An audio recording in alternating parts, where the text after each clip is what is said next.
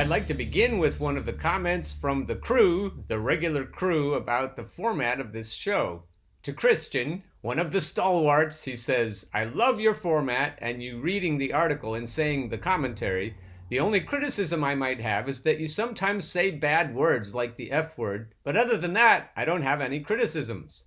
So I want to start by saying I greatly appreciate your feedback, Christian. And I also commented, I said, teaching young people to swear properly is part of teaching them to defy authority. So as a college teacher, as a parent, as a YouTuber, my job is to teach you to swear properly so that you can get going with the revolution.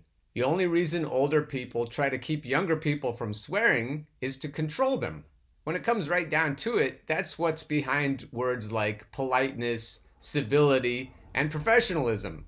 If you're truly a kind person and you live by the mantra, do no harm, take no shit, then swearing is the least of your problems. Swearing, by its inherent nature, isn't exploitative. It's expressive. So if what you have to express isn't exploitative, if it doesn't harm anyone, then by all means, let it out. If parental figures, if authority figures, like in churches and in other institutions, like at school, are teaching you not to swear, they're not doing it to help you, and they're not doing it to help society. They're doing it to help control society. I concluded with, if you're not aware of how it all works, you will attempt to do the same thing to future generations. And you'll teach people younger than you not to swear, which would be sad. So the well-meaning liberals on your social media feed are probably really starting to bother you. They keep trying to scare you with Trump and the word fascism. We talked about fascism yesterday. Today we'll give you even more ammo against these well-meaning shit-libs. Top 12 Reasons Biden is Not My Fault by David Swanson. This was published a few days ago on Dandelion Salad. When the Democratic Party decided it preferred Trump to Bernie and would rather nominate to run against Trump a more corporate-friendly candidate who was polling more weakly against Trump, there were, in theory, at least two choices. First, millions of people could have publicly announced that they would not vote for either rotten candidate, but only someone who stood for a Green New Deal, Medicare for all, public education through college, demilitarization, and massive taxation of corporations and billionaires, or at least one of those things. Either a candidate would have credibly changed, or a message would have been sent very loudly to all future candidates. I tried promoting this plan, and a relative handful of people mumbled their agreement. Apart from the Green Party doing its thing, and a new party being started, it's not really a new party, there was no more organizing around this than there was to reject the Supreme Court handing George W. Bush the crown. And while we're at it, to deny Amy Coney Barrett her Supreme Court appointment. I don't need to remind some of you listeners and viewers that I started this channel and first called it Bernie or Bust Television. So I also tried promoting this plan of scaring the comfy Dems into voting for Bernie instead of a corporate candidate in the primaries. Not only did the mainline Dems absolutely not want this to happen, the Wall Street Journal actually tried to sabotage Victor Tiffany, the founder of the Bernie or Bust movement, and me. So we know the oligarchs and their media flunkies don't want this to happen, but it was amazing to me how many leftist pundits also kind of soft-pedaled it or squashed it altogether. That proves to me that electoral leverage has real promise going forward.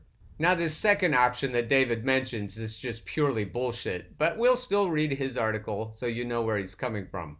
Second, people could vote for a lesser evil while organizing educational and activist campaigns to try to save the world from that evil.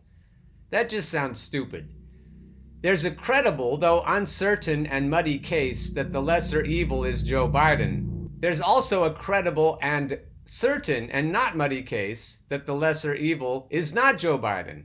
That was me, if you couldn't tell. Thousands of people have enthusiastically screamed this case at me at the top of their lungs, he's got that part right, and accused me of racism, sexism, and working in the employ of the Russian government, even though my actual real-world employment includes working for an organization pushing just this approach.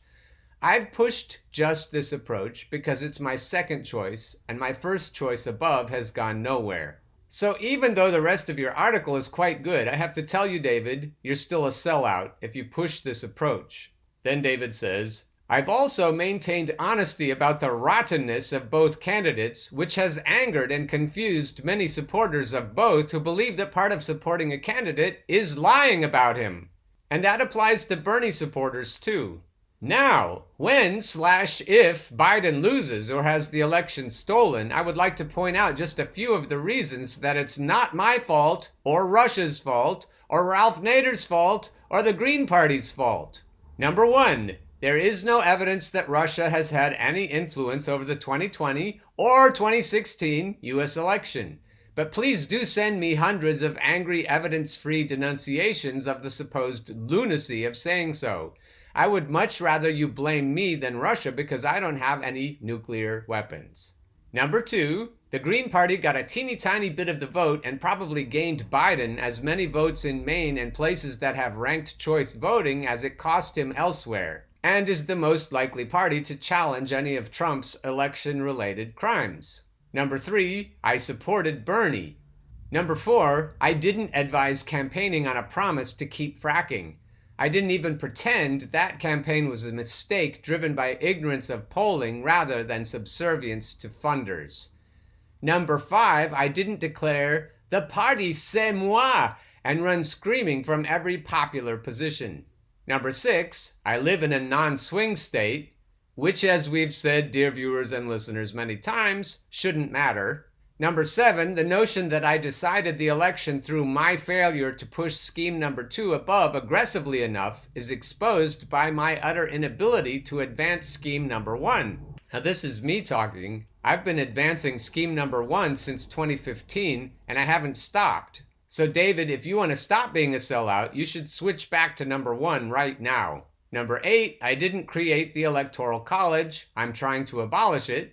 Number nine, I don't run the corporate media outlets that bow before Trump. I'm trying to break them up and regulate them. Number 10, I didn't tolerate Trump's hateful instigation of violence and intimidation.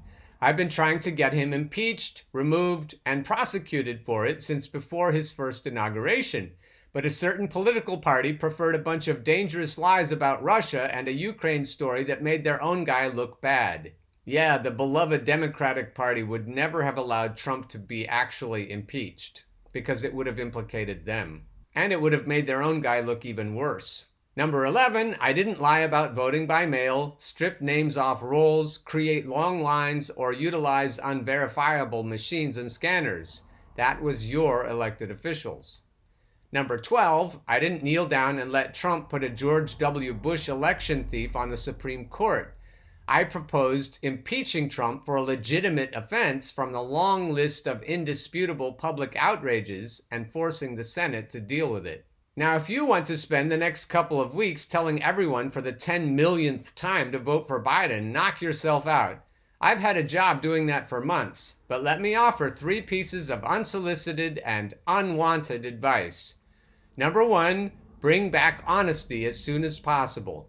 Every bit of bad news about your candidate is not false, is not created by Russia, and therefore in need of being ignored regardless of whether it's false, and is not an assertion of equivalence between your candidate and the other one. If you go into a Biden presidency believing your own BS about him, his presidency will turn out as putrid and disastrous as Clinton's or Obama's and lead straight to one as openly fascist as Bush's or Trump's. That was a good point, David. Number 2, bring back understanding of activism as soon as possible. Restore remembrance of the nonviolent activist campaigns that created the right to vote, rights for various groups, fair treatment and humane policies, and peace. Voting is an important tiny bit of civic duty that alone will never change the world. We should also mention that the property damage in the 1968 civil rights riots are why we got the Civil Rights Act. The property damage is what really got the attention of the plutocrats and made them come to the table. And if the plutocrats hadn't been leveraged this way, they never would have allowed Johnson to even do anything with regard to the Civil Rights Act. Because yes, President Johnson was owned by the same oligarchs and the deep state as our current politicians are. Number 3, dear viewers and listeners, I've set up with my opening discussion with Christian. Number 3 is bring back politeness and respect as soon as possible. I have to say, David, personally, I would rather have truth than either politeness or respect. Respect should be given where it's deserved, but not otherwise. And the shitlibs don't deserve it. The comfy neo-lib suburbanites don't deserve it. And when the revolution happens, it will happen partly against them. And while I'm stopped, David, I have to say you should take this last sentence out and shoot it, but I'll try to read it in a way that means something. Stop all the screaming and denunciations and baseless accusations and xenophobic Cold Warism so you can work with people to do the things actually needed to turn the US government into what it's nice but dangerous to imagine voting for one lousy candidate over another will do. David Swanson is an author, activist, journalist, and radio host. He is director of worldbeyondwar.org and campaign coordinator for rootsaction.org. Swanson's books include Leaving World War II Behind, 2020, Curing Exceptionalism, What's Wrong with How We Think About the United States, What Can We Do About It, 2018, and War is a Lie. He blogs at davidswanson.org and warisacrime.org. He hosts Talk Nation Radio. He is a 2015, 2016, 2017, 2018, 2019 Nobel Peace Prize nominee. Support David's work. I'll support David's work if he goes back to option number 1 and gives up on option number 2 altogether. My fondest hope, dear viewers and listeners, is that you will take my work and shove it in the faces of the people who keep caving in like this. At the end of the day, people like David function as controlled opposition whether they intend to or not. The people that are most trusted on the supposed left, like Cenk Uygur or Rachel Maddow, are the worst people when it comes right down to it because they do the most harm. The supposed leaders of the revolution are the ones that temper its convictions the most. I get more pushback from criticizing them than for criticizing Donald Trump. And yet, in the big picture, they do more harm than does Donald Trump. We need to find at least a niche, a side eddy in journalism that calls out anyone who is in any way supporting the idea that any of us can vote for and thus endorse corporatists. Keep those comments coming.